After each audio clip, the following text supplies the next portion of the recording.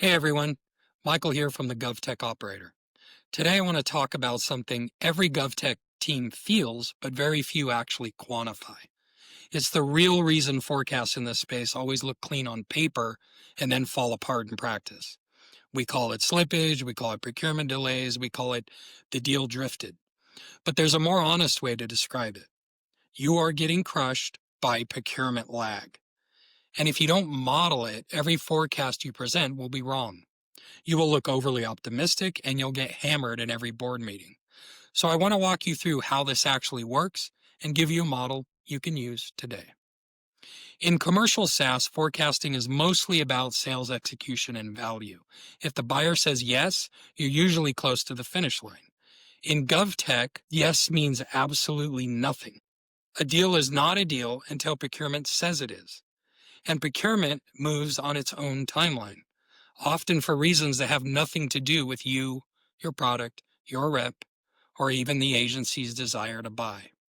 That disconnect between verbal yes and signed contract is the single biggest source of pain in GovTech forecasting.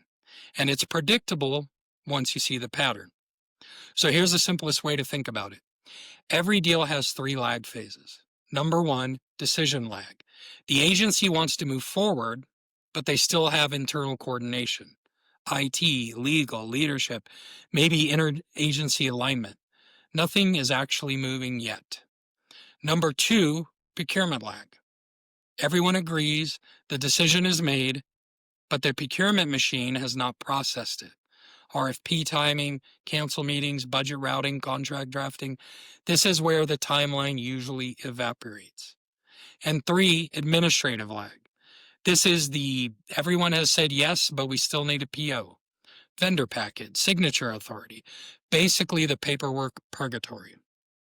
And when you stack these 3 together, the expected close date shifts further and further away from where the deal felt like it was done.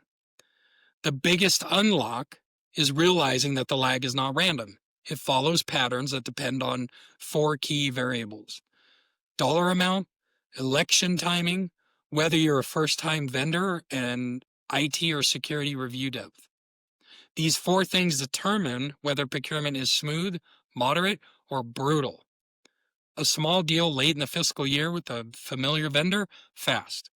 A new vendor 4 months before an election with sensitive data, huge price tag, and IT review, welcome to the 300 to 500 day cycle. And the painful part is, once you've lived it, that number doesn't actually sound that crazy. It sounds pretty familiar.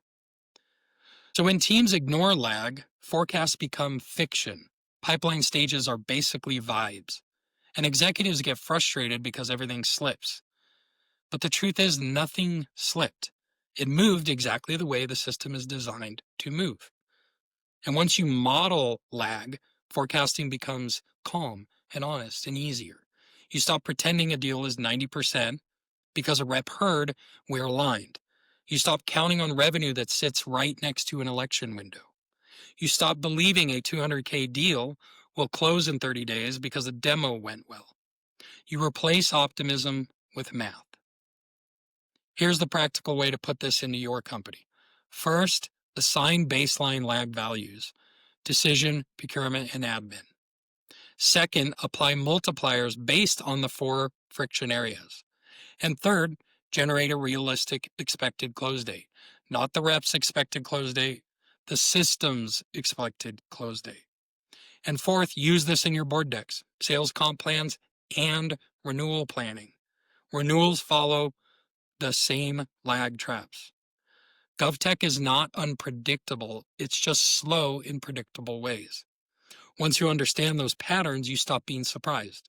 You stop getting beat up in the executive and board meetings, and you finally get forecasting right in a space where teams always feel behind. If you want the full lag table and the template, all of that is in the article linked below. But hopefully this gives you a clear sense of how the model works and why it matters. I'm Michael. This is the GovTech operator.